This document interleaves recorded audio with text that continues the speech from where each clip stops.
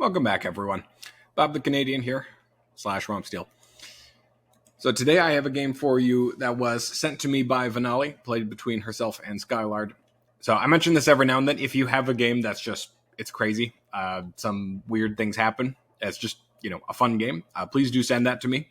And don't tell me how it ends, too, because it's more fun for me if I get to commentate and I actually just have no idea what happens next. Because usually I'm doing just my own game, so I already know what's happening, so I'm kind of just explaining my own thought process, but it's fun to do this sometimes too.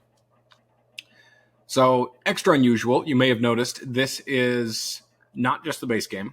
It's also not just Lords of Middle-earth, although it does have Lords of Middle-earth expansion. It also has the Warriors of Middle-earth expansion in it, which I know a little bit. I've played it maybe like over the grand total of my life, like 5 times. Like only twice in recent memory anyway. So I more or less understand how the factions work, but there's a lot of depth to the new cards that have been added that I do not understand yet. So you might be journeying with me through discovering some things that I don't know.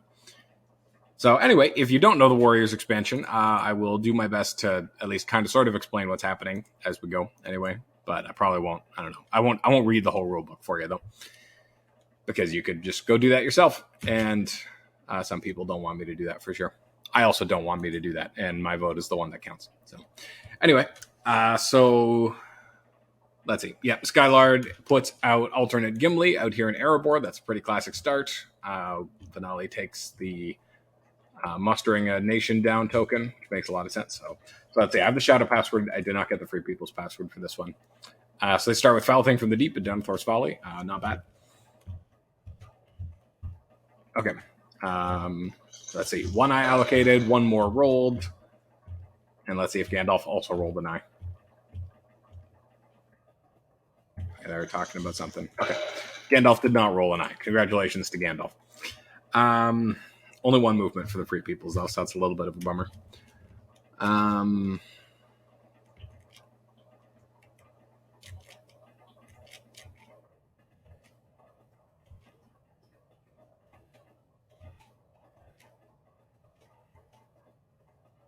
Okay.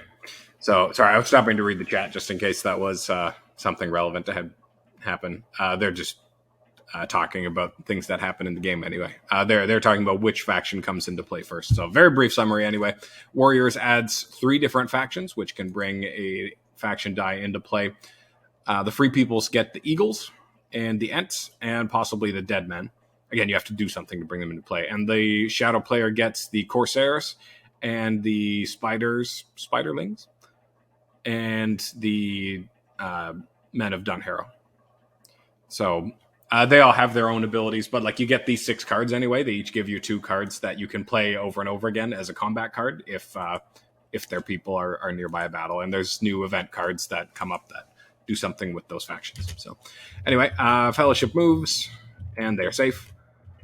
So that's always a big deal. Shadow draws a strategy card, Stormcrow, solid card. They play King Brandsmen, always a nice card. That's a very strong defensive start, but they just drew 2 strategy cards. Okay, they catch it. It's very natural autopilot, especially when you usually play the base that Gandalf lets you redraw. But if you switch to Gandalf Narya and get the Narya die, then you don't get to do that anymore. So Shadow armies move along. The classic Rohan and Old Forest Road move. Armies are coming out from Mordor. Gondor comes towards war. Interesting that Vanali uses the hybrid die from moving here. I would have expected them to use the token to muster Isengard to war and then use the hybrid die to get Saruman into play. But I suppose they might be investing a little bit more in a Gandalf denial strategy. And to be fair, like hybrid, like you get armies moving, so that's nice. So they play Swords in Eriador, so lots of strategy card cycling for the Free Peoples. That's nice. And armies continue to move towards Gondor. And now they use the token to muster the Southrons down. Wild. Okay. This is very different from what I'm used to. Okay, so Worn with Storm Toil and Stormcrow come out. Oh, no, right, and New Pirates Rising. Sorry, they'd already picked up Stormcrow earlier this turn. I remember this. So, okay, 1 eye and roll no more. They roll 2 movement, so that's nice for the Shadow. And now you're mustering Rising. I'm so confused. Anyway, okay. Free Peoples draws a strategy card. Now Saruman comes out. I really don't understand. Oh, well, that's okay. I don't need to understand everything. Fellowship moves once. Oh, I see. Now they're more excited about Saruman because new power is rising, and I guess they didn't have that justification last turn. So that's something.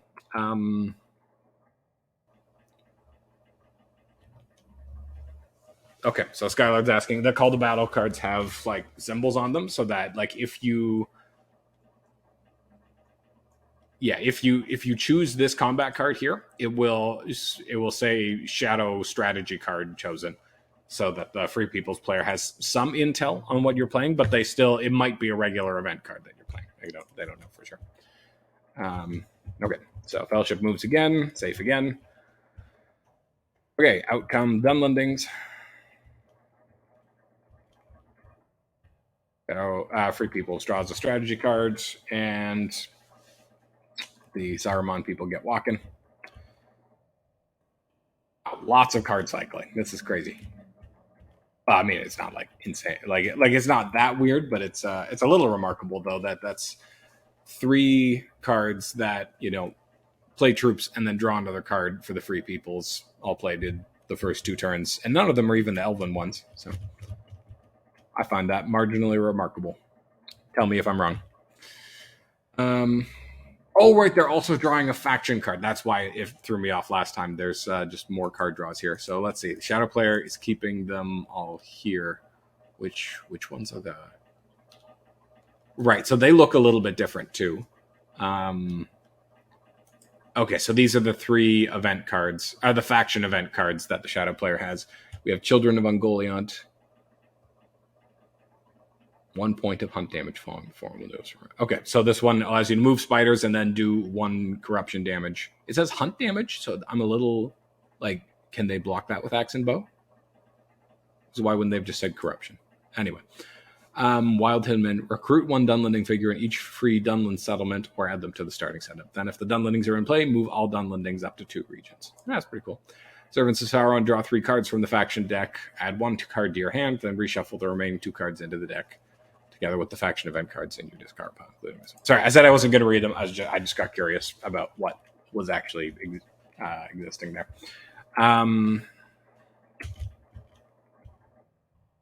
Okay, so 1 I allocated, 1 more rolled. 3 Wills of the West. That's pretty exciting. Oh, that's a little bit tantalizing. Oh, and they actually have to do that. Okay, so they, with 2 musters, they could get the rest of these nations to war. And they do have Day Without Dawn in play, so it'll be interesting to see what happens here. Free People's moves first. I think that's a wise choice. Southrons come to war. Fellowship moves again. Is hit. It's a 2. That's a blessed sight. Because if Gandalf hadn't died there, then the Shadow could finish mustering Sauron to war. And then even if you move a 3rd time with the character die and kill Gandalf, now the Shadow player could play Day Without Dawn to take away your Will of the West this turn. But now you can muster Sauron to war, and the Free Peoples can go ahead and get Gandalf the White. Okay, so he's using the faction die here to play his event, Wild Hillmen here.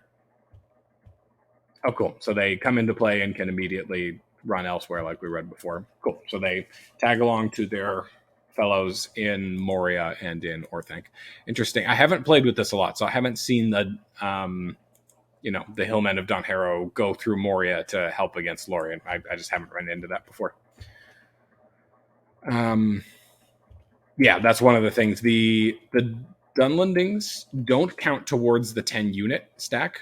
I think they have a stack of their own, though. I think it's 4. Like, you can't have more than 4 Dunlendings in the same spot. So, anyway. Fellowship moves again, and is hit, and it's Smeagol. Hi, Smeagol. How's it going?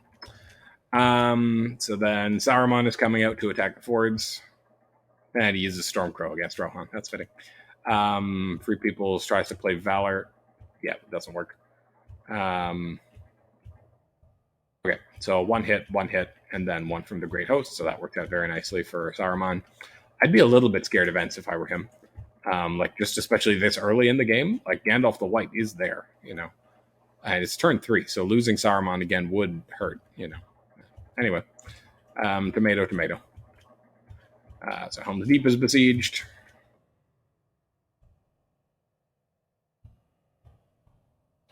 Attacking Helm's Deep again. Devil Reborn thing. Very nice advantageous position to counter the Devilry. It doesn't matter because you just roll sixes anyway. She rolls sixes anyway. So they press, no card, no card. Okay, so here's one of those combat cards I was telling you about. Old Hatred. If there are Dunlendings in the same region as the Shadow Army, and the Shadow Army is not under siege, before the combat roll 1 die for each of these Dunlending figures. Eliminate 1 Dunlending for each roll 1, and score 1 hit for each result of 6. Okay, cool. He gets 1 hit. Nice. Good job, Dunlendings. Okay, and then he gets 1 more 6, and they get 1 hit back, and that's it. Okay. Rest in peace, Helm's Deep. And out comes the Balrog, because, yep, gotta love a Balrog. You have to. It's down in the rules. Captain of Despair, that's always fun. It's a lot more fun if the Fellowship was revealed anyway.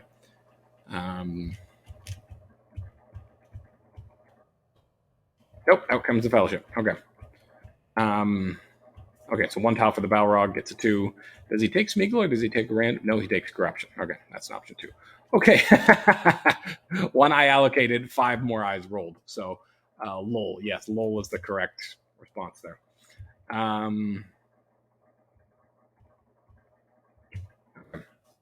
So he's using a ring to separate Aragorn and Boromir. Yeah. Yeah. So he obviously is hoping to crown Aragorn here against 5 eyes because it's, more pleasant to move when it's not 5 eyes that's staring at you. And I'm guessing Day Without Dawn is getting played here. There's Day Without Dawn too. Yeah, so that's a bummer. Now you spent a ring to put him out there, and he's, going to probably get besieged there, and he doesn't even get crowned. Oh, right. No, of course. Those of you who are more familiar with Warriors are probably saying this at me right now. But there are no Ent cards for Gandalf to just quick assassinate Saruman. Ents are their own faction. So first the faction has to be brought into play, and then you need to play an event. So you can muster up a bunch of Ent figures here, and then you can spend 1 Ent figure to do an attack where you roll 3 dice at a neighboring army, and then you can walk the Ents out and then attack again. So in theory, some Ents could be mustered here to go and try to destroy Saruman, but that takes a while and will be seen coming. I guess that actually kind of makes Rohan first a lot more viable. Cool. Okay. 3 rings for the Elven King's card, so you got 1 ring back. That's nice. Feels good. So they use 1 ring. I see they're bringing out the Witch King.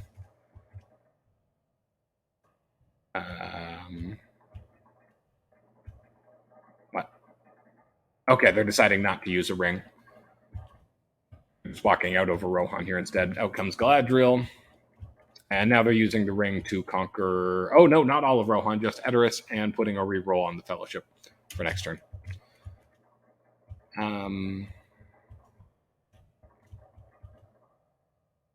Then they muster... Oh, the dwarves and the... Oh, just the elves down. Okay. And then Shadow draws a strategy card. But this is a little bit clunkier than usual, as like I said, I'm learning. So, yeah.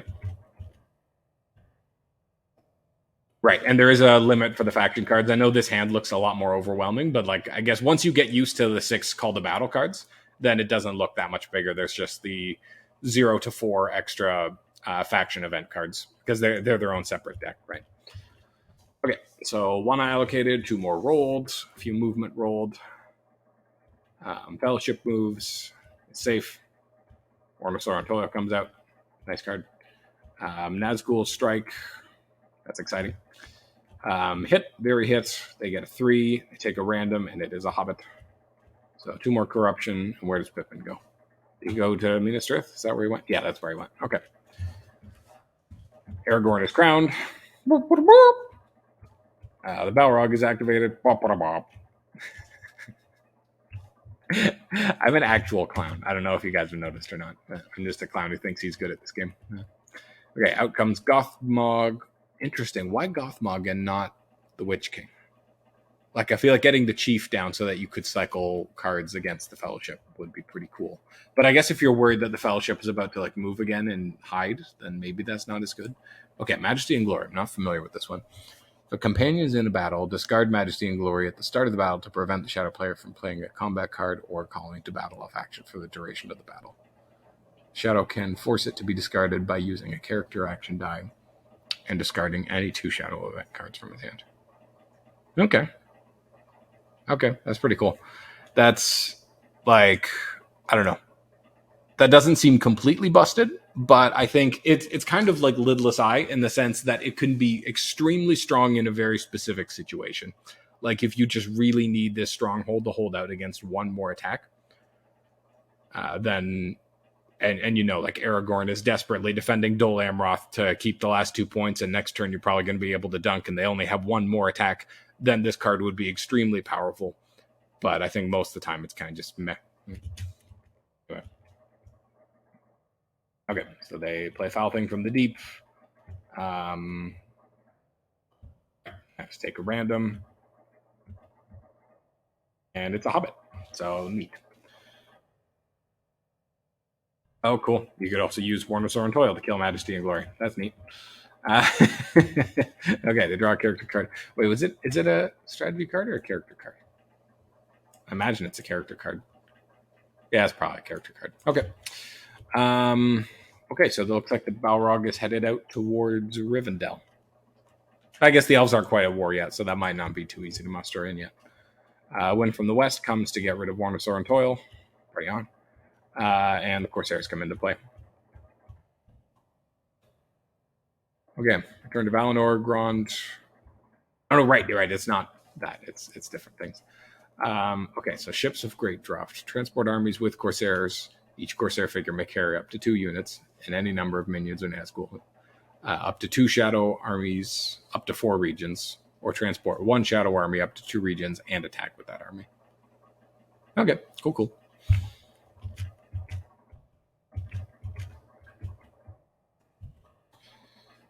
Okay. So 1 I allocated, no more rolled. A decent amount of movement for the Fellowship. I'm not entirely sure who's winning here. Like, the Free Peoples has made more progress to their win condition, but they're not feeling great. You know, like you have Smeagol and Legolas, and you're at 4 corruption, and you're still 3 steps away from Mordor. So that's not great. But on the other hand, you do at least have what do you call it? 6 dice anyway, because you have Aragorn and Boromir there to defend Minas Tirith. Okay, so attacking Osgiliath, Swarm of Bats, 2 hits, no hits. There you go. So they muster an elite in Minas Tirith, besiege Minas Tirith. I think the Shadow player is planning on trying to take out Minas Tirith in case the Free Peoples wants to heal there. If I was the Free Peoples, I think I would probably rather hit the gas and just try to go, because like the military isn't going heinously slow. Like Rohan is conquered, this army might be able to get Rivendell, and like Gondor is besieged. Like I don't think you have time to stop and heal. I think you got to go. So they move anyway, and they're safe. So out comes the Black Captain. More rerolls on the Fellowship, and yep, the Balrog is headed off towards Rivendell. Okay, more Wild Hillmen. Where did the last ones go? Okay, they made it to Minas Tirith. Those guys are really traveling. They're going. Okay, yeah. So Fellowship moves again, and they're hit and revealed. Oh, that's a bummer. As if they hadn't got revealed there. Yeah, then they could have used a ring to move again, and they could have made it to Mordor this turn. Okay, so they are using Elrond's die to bring in Elrond.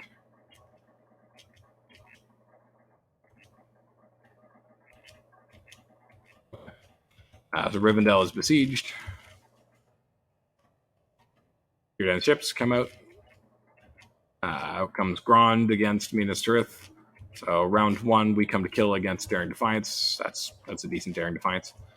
So 2 hits from the Shadow and only 1 hit back from the Free Peoples. That's a bit of an unlucky start for Aragorn.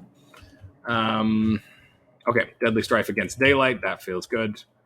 Oof, 0 hits with the Deadly Strife. That hurts a lot. Yeah, and just 5 hits back. Yikes. Okay, Aragorn strikes back to the future. Hold hatred against Brave Stand. Brave Stand is so nice. Like that feels extra good. Getting they got both the hobbits in there, so the shadow player's only rolling one die here. That is gangster. Okay, right. There's the Dunlendings doing their thing again. Shadow gets one more hit again. Only 2 dice to roll a 6, and they get it. That feels, that feels quite sad on the Free People's part. So I guess they already used a ring, so they don't really have an option to try to sortie here. But I guess depending on your cards, sortieing could be cool here. I think if you had a sudden strike or maybe another brave stand, that could be worth a shot. It's always fun killing the Witch King. Okay, or the Shadow player can attack anyway. Using Onslaught against Heroic Death. 0 hits from the Shadow player and 2 hits from the Free Peoples, not using Onslaught. Okay, that's... you know what? Life is fun. You can just do things that are fun. I guess, to be fair, this army is actually a lot safer than it looks because you have the Hillmen here, and one of their combat cards, I think, allows you to take them as sacrifice. Like they can take hits for you. Yeah, if the Dunlings are in the same region as the Shadow Army and the Shadow Army is not under siege, before you remove casualties, you may eliminate one or more of the Dunlending figures to cancel 1 hit for each figure you eliminate. Yeah, okay. So this army actually has 5 hit points here. So even a sudden strike might not work that well.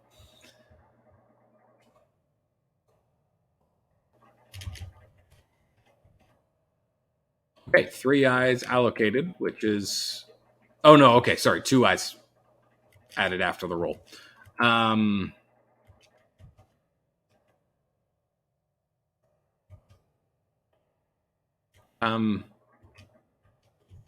So they're saying that you can swap to discard Smeagol. You can't actually do that. Yeah, okay, they figure it out. Yeah, you can separate Smeagol, but if he's in the Fellowship, he must be the guide. There is no picking and choosing there. Okay, so now it comes to Sortie and MP. So I hope they, you know what, a Daring Defiance could cancel that combat card though, and then you just need 2 hits from. Let's see, you are sacrificing all of their leadership, but you'd still have 1, and you still have the captain. So then you're asking 6 dice for 2 hits if you have a Daring Defiance. So interesting. No, not that, but yeah. So that's the card I was talking about, which allows the Dunlending men to take the hit. Okay, so the Shadow player is rolling first. Anyway, technically the Free People's player is supposed to attack. But you know what? If they roll 5 hits anyway, then that works. They should have only re-rolled 2 dice, but it doesn't make any difference. So 3 hits.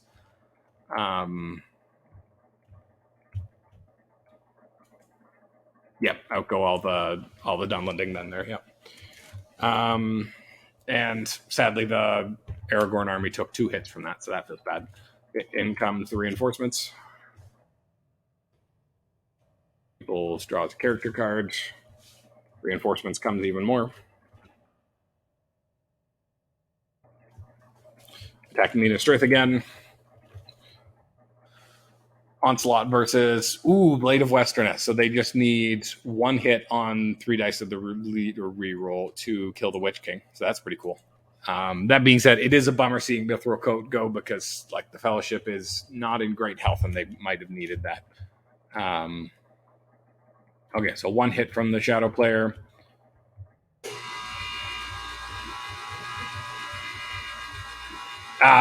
Blade of Westerness does not work because I got 2 hits on the first roll, so it doesn't trigger on the bummer. That's a bummer, yeah. Be right back.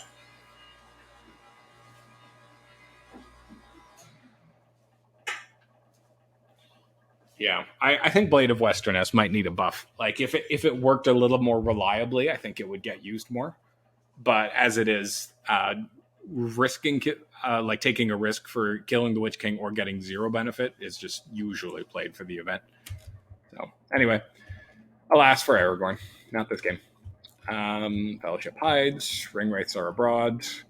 So the Witch King just moves on with his life and is off to go try to assassinate Elrond. So we attack Rivendell here. Okay, so that's the Dunlendings doing an attack. I think is there 3 of them here? Yeah, there's 3 of them here again. Another hit, but they do one hit to themselves this time. They're doing really well. Let's see, they've caused 3 extra damage, like 1 to Helm's Deep, 1 to Minas Tirith, 1 to Rivendell now, and they've only done 1 damage to themselves, and they saved the Witch King's life by throwing themselves on that bus. So that's a very good showing from them. Then the Shadow Player just rolls 4 6s like it's no big deal. Okay, yeah, the Balrog is not afraid. It is not afraid of you at all, Elrond. I'm playing low while you play WOME. Yeah. Okay. So we attack Pelargir. No card. No card. 1 hit. 1 hit. Oh, right, there's more than one person there because. Okay. Yeah. There you go. So out come the Eagles. Okay. And now the faction die is in play.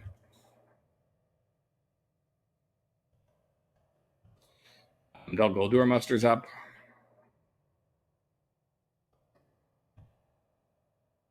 Woodland Realm musters up.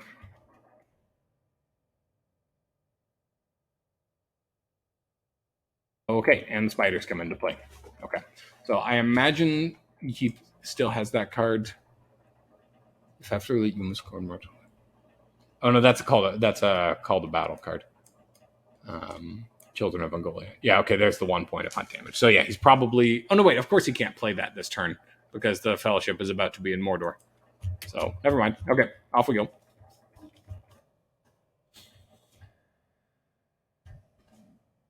Okay, well, and now there's Shadow Players at 8 points, so I think most people would certainly put their money on the Shadow Player at this point. But you never know. If the hunt pool is just really nice to you, like if you just hit, like Smeagol 1-1-0, then you can make some good progress. And if the Shadow Player does nothing, like if their dice give them just no attacks, then maybe you can, maybe there's a chance. Especially if you get a nice blue tile in there, that can help. A nice red tile in there does not help as much. Away goes the Fellowship. It's an I, so tomato. Like on one hand, it's annoying that it's a reveal, but it's also only 1 damage. So getting an eye out of the pool for only 1 damage does feel kind of nice. It takes a random, loses Smeagol. Yeah, I guess that's okay because there's 3 standard revealing tiles. So I guess you do want to hurry up and get to those. Especially, who knows? Maybe they have theirs another way. Oh no, they don't. They use that as a combat card already. So leadership moves. Interesting. He goes to Dol Guldur. I'm not sure where they're going right now. Okay, safe paths in the dark. That helps. Getting rid of We Shall Get It. Okay, Lorien is what they're going for. Fellowship hides. Armies are chugging along.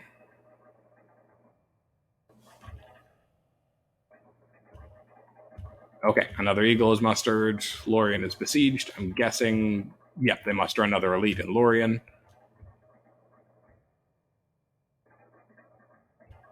Okay, no, they decide to move the Fellowship instead. There's a 3, so out goes Legolas. Yeah, that's a bit of a tough call. You're kind of praying that Lorien holds on, but you also still need to be able to dunk next turn. So, yeah, that's a tough choice. Okay, so more strategy cards drawn. Attacking Lorien. I guess they don't have a ring, so they do only have 1 attack. So that is a reasonable choice. Deadly Strife against Daylight. That helps. So 2 hits for Shadow, 3 hits back. And I see they have... they have a Dunlending and a Spider here.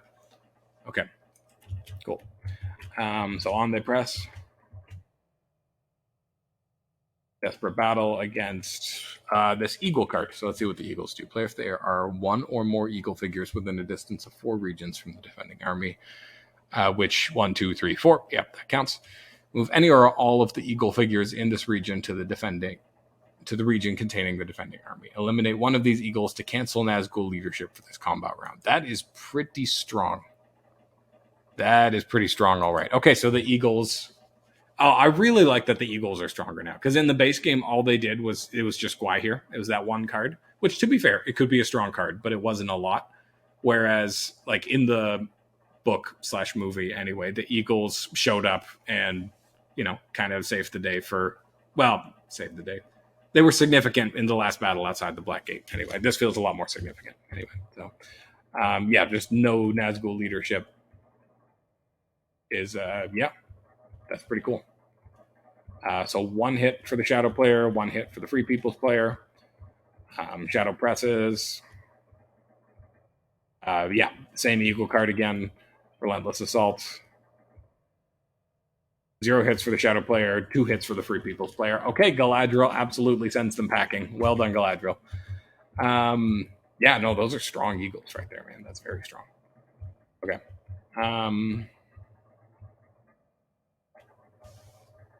So it's what did they do with the faction die there?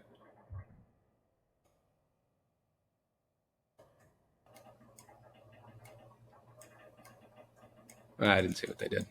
Did they muster Dunlendings, Corsairs?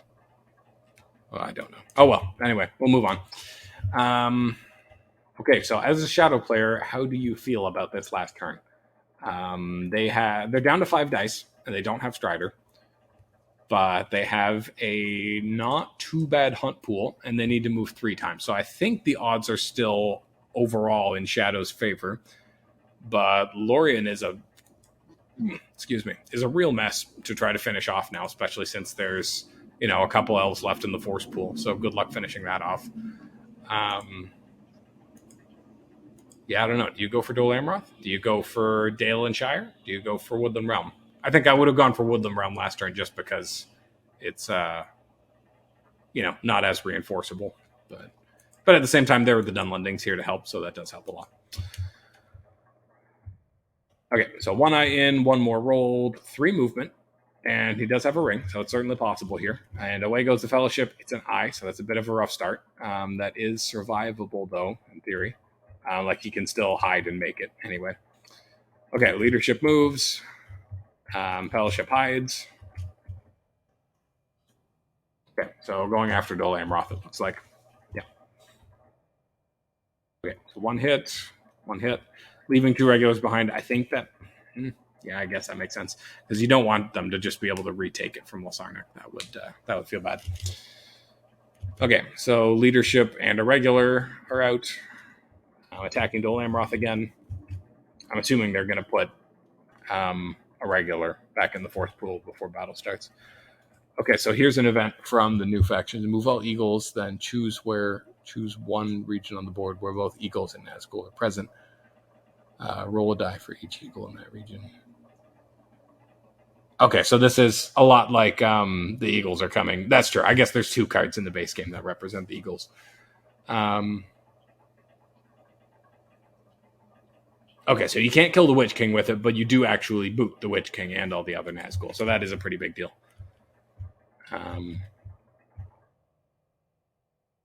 Not Gothmog. Gothmog is he remains undaunted by the Eagles.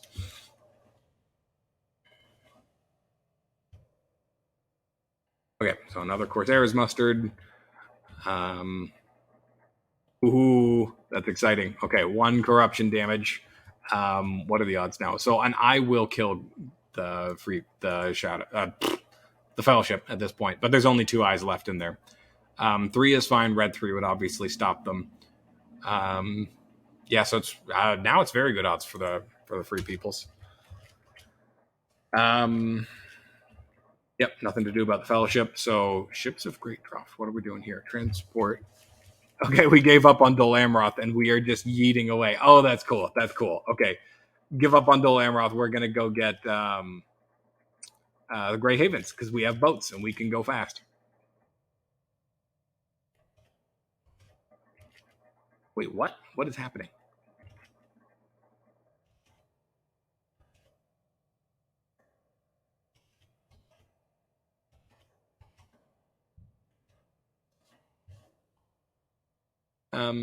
What just happened? Okay, Fellowship is moving. Oh, and it's the red 3. Okay, so we lived to see the battle here anyway. I'm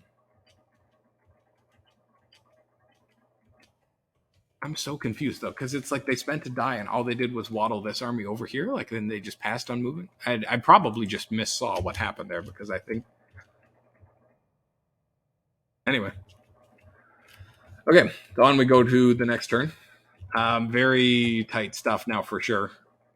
Because let's see, the eyes would kill them, the 2 or the 3 would kill them, but the 1, 0, 0, or -1 would all be a win. So now it's 50-50.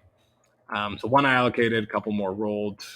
Yeah, if you don't have any cards to help, then you just got to move right away, and it's an eye. So I'll ask for Frodo. It was a long and brutal struggle, but then he dies. They decide to go ahead and play to try to take out Grey Havens anyway, because it's more fun that way. So here we are attacking the Grey Havens. Muma kill. Cool. Yep, that works. There are Muma kill in the Grey Havens. Never seen that in the base game anyway. I think I've seen Muma kill make it up to Rohan. I think I saw them make it to Lorien once, and of course we've seen them in the Dew Line before, but no, I've never seen them make it onto this side of the Misty Mountains before. That's cool. That's really cool. Versus advantageous position. That's good. Okay, so only 1 hit from the Shadow player, 1 hit back, so the Muma kill effect doesn't trigger. They press. Desperate battle. Another good advantageous position. 2 6s though. So there you go. Got him. Yeah, cool. Very cool.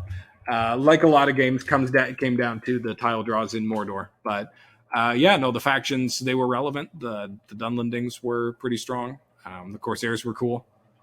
And the Eagles were very strong defending Lorien too. The Free People's factions didn't show up a lot in this game. Only Eagles towards the end. But I had fun. That was a fun game. Let's take a look at the statistics. Oh yeah, it does this when you watch and replay. Sometimes it doesn't say this was Shadow and this was Free People. It just it says that just the Free People rolled all the combat dice. So anyway, action dice were pretty middle of the road. Actually, +4 on H's is pretty good for Shadow. +5 on P's is a little bit like net 0 movement for the Free Peoples, but +5 on Palantirs and -5 on H's is a little bit meh. But yeah, no, fun game. So we've... Oh, are you kidding?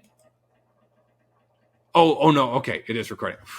Okay, my video thing just gave me a message saying that it couldn't record, but I think it did record this. So anyway, right, what I was saying. Yeah, if you have a game that you think was fun, like something crazy happened or was a nice close ending, send it to me. I might do a video on it sometime. And let me know if that was fun watching a Warriors video or if that was just confusing and weird and you'd rather not. Thanks. Bye.